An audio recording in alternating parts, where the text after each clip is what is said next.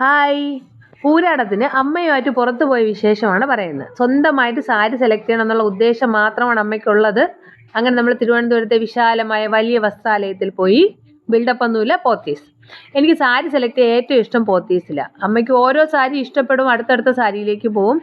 ഒരുവിധം ഒരു സാരി സെലക്ട് ചെയ്തു. അങ്ങനെ ചിങ്കാരി മേളമൊക്കെ കണ്ട് ആസ്വദിച്ചിട്ട് നമ്മൾ അടുത്ത ഡെസ്റ്റിനേഷനിലേക്ക് പോയി, കനകക്കുന്നിലേക്ക്.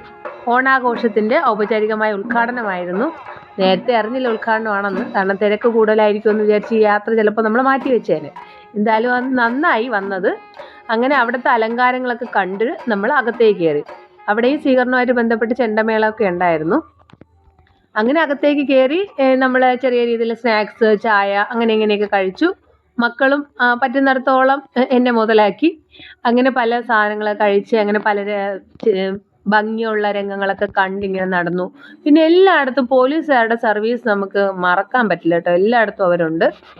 അങ്ങനെ നമ്മൾ അവിടെയൊക്കെ കണ്ട് രസിച്ചു. അപ്പോഴാണ് ഉദ്ഘാടനത്തിൻ്റെ പൊതുസമ്മേളനം അവിടെ നടക്കുന്നുണ്ട്. നമുക്ക് പ്രിയപ്പെട്ട നടനായ കുഞ്ചാക്കോ ബോബൻ്റെ സംസാരവും കേട്ടപ്പോഴാണ് ശ്രദ്ധിച്ചത്. നമ്മുടെ ബഹുമാനപ്പെട്ട മുഖ്യമന്ത്രി ശ്രീമാൻ ശശി തരൂർ അങ്ങനെ പലരും അവിടെ ഉണ്ടായിരുന്നു.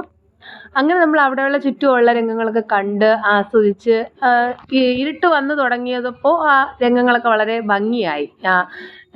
ചിത്രക്കൂട്ട് വളരെ നല്ലൊരു കലാകാരൻ്റെതായിരുന്നു അത്. പിന്നെ ചുറ്റുമുള്ള നിറങ്ങളും ലൈറ്റും ഒക്കെ ആസ്വദിച്ചു. നമ്മൾ ഊഞ്ഞാലാടി. അങ്ങനെ അമ്മയോട് ഞാൻ ഇടയ്ക്ക് പോസ് ചെയ്യാനൊക്കെ പറഞ്ഞു. അങ്ങനെ അമ്മ ഞാനായിട്ട് സഹകരിച്ച് അവിടെയുള്ള ചുറ്റുമുള്ള വെളിച്ചമൊക്കെ കണ്ട് നടന്നപ്പോഴാണ് വേറൊരു കാര്യം അറിഞ്ഞത്. നമ്മുടെ പ്രിയപ്പെട്ട നർത്തകി ശോഭനയുടെ ഡാൻസ് അവിടെയുണ്ട്. നമ്മൾ പൊതുവായി ഡിസ്പ്ലേ ചെയ്തിരുന്ന സ്ക്രീനിൽ കണ്ടു. പക്ഷെ അമ്മയ്ക്ക് അത് പോരാ, അമ്മയ്ക്ക് നിർബന്ധം നേരിട്ട് കണ്ടേ പറ്റൂ. അങ്ങനെ നമ്മൾ അങ്ങോട്ട് പോയി. അപ്പോൾ പറ്റി.